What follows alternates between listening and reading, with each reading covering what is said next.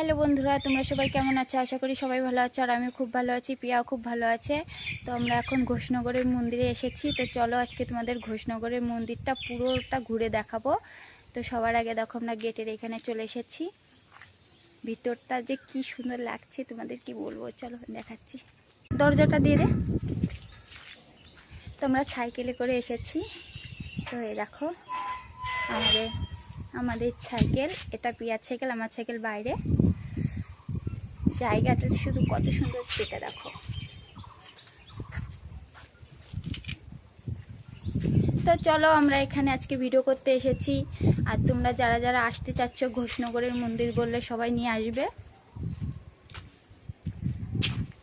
আমার ঋষি সোনা, টাটা দাও বাবা, কো হাই, সবাই হাই বলো, হাই বলো। সবাই ভালো আছো? সবাই খাওয়া দাওয়া করেছো? এখন পুরো এই মন্দিরের ব্লগ করব। আর যাদের মনে অহংকার আছে তারা আমার ভিডিওটা দেখো না, কারণ স্কিপ করে কোনো ঠাকুরের ভিডিও দেখা যায় না। আমি এটা বলতে চাচ্ছি, যাদের মনে অহংকার নেই তারা প্রথম থেকে ভিডিওটা দেখো, তাদের মনে আমি জানি শান্তি লাগবে, কারণ একে এমন কেউ নেই যে শান্তি লাগবে না। তো চলো আমি এখন মন্দিরটা তোমাদের পুরো ঘুরে দেখাচ্ছি, তারপরে দেখাবো মন্দিরের ভিতরটা। চলো এপি আয় বাবা।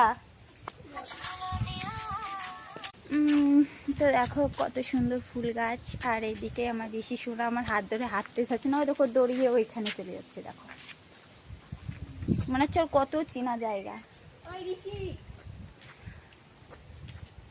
প্রিয়া ভাইরে দেখিস। হ্যাঁ, তো এই দেখো মন্দিরের দরজা। আমরা এখন এইখানে ভিডিও করব, আর তার আগে সবার আগে পুরো জায়গাটা আমি ঘুরে নিই তারপরে।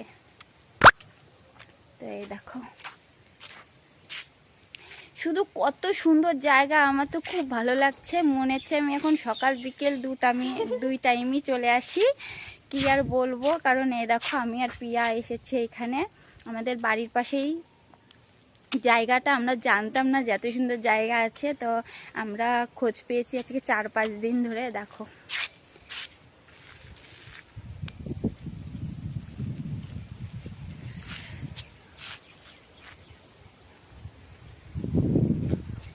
এইদিকে দেখার মতন কিছুই নেই, এদিকে দেখার মতন কিছুই নেই। তো এইখানে, তো চলো ওই সাইডটা আমরা ঘুরি।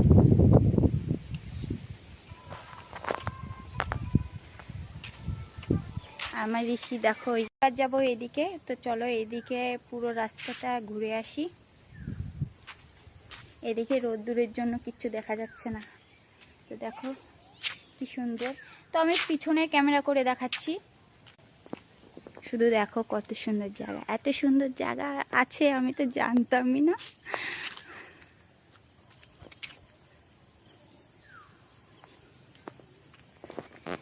এইখানেও মন্দিরের গেট আছে।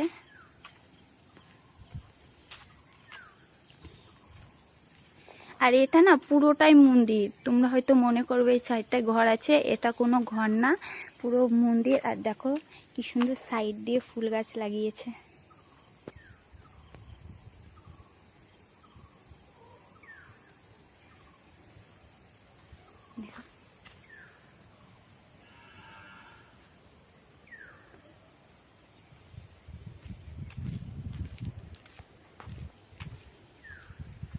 আর এই দেখো আর একটা মন্দির।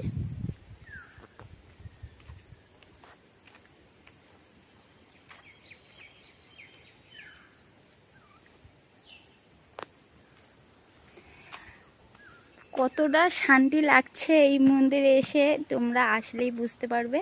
আর প্রত্যেকটা গাছে দেখো কি সুন্দর ফুল ফুটেছে।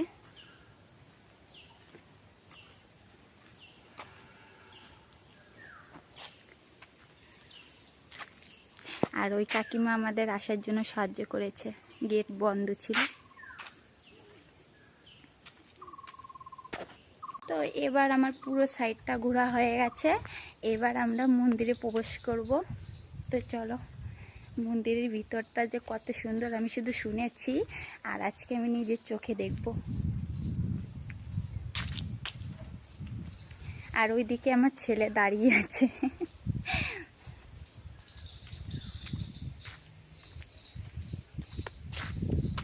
পিয়া কোথায় গেল? পিয়া, ওই তো পিয়া এখানে দাঁড়িয়ে আছে। এরকম আমাদের ঋষি সোনা।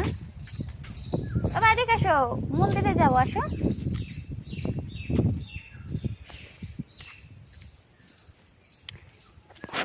তো বন্ধুরা, এখন আমরা মন্দিরে প্রবেশ করছি, কারণ এর আগে আমরা মন্দিরের ভিতরে যেতে পারিনি, কারণ পুরোহিত মশাই আসেনি, কেবল আসলো।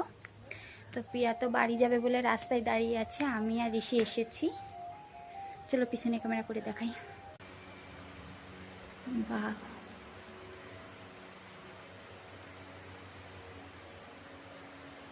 এখন পুরোহিত মশাই পুজো দিচ্ছে।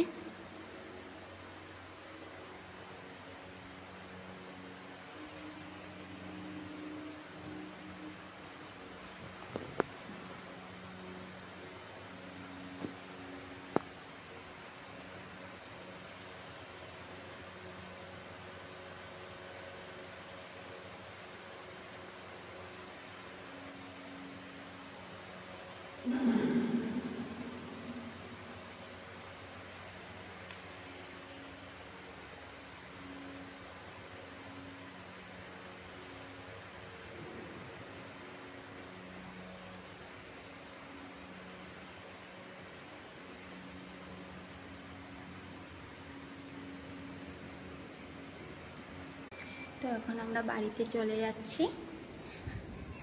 কত শান্তির জায়গা, মনে হচ্ছে না যে এখন আমরা বাড়িতে চলে যাই। তো ঋষি কান্না করছে বাড়িতে যাবে বলে। তো এখন আমরা বাড়িতে চলে যাচ্ছি, পিয়া রাস্তায় দাঁড়িয়ে আছে।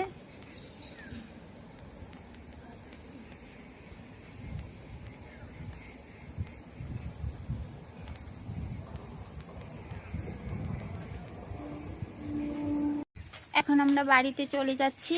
দেখো মন্দিরটা ছেড়ে চলে যাচ্ছি। আর পিয়া তো রেগে গেছে, দেখো পিয়া এখানে দাঁড়িয়ে আছে। তো বন্ধুরা, এবার আমরা মৌরাটার আশ্রমে চলে এসেছি। তো চলো ঠাকুর ঘরে সবাই দেখে নাও। আটকে যাচ্ছে মানে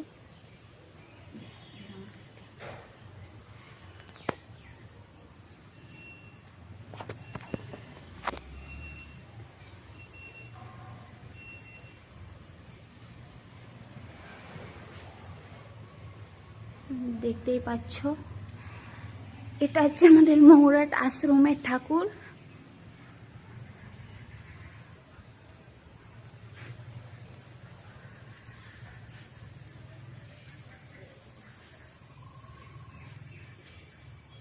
আর এইখানে আছে ভোলেনাথ।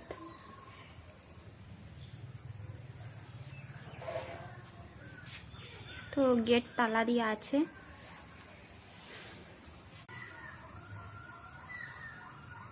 চলো ঋষি, চলো বাড়ি চলো।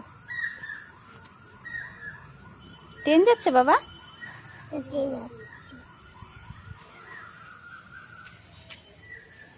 তো এখন আমরা মৌরাট আশ্রম থেকে বাড়ি চলে যাচ্ছি। তো এবার বাড়ি যে দেখা হচ্ছে। আর এইখানে আশ্রমে না বেশিরভাগ তালা দিয়াই থাকে, বাজারের সাইডে, তো ওর জন্য সবসময় তালা দেওয়া থাকে।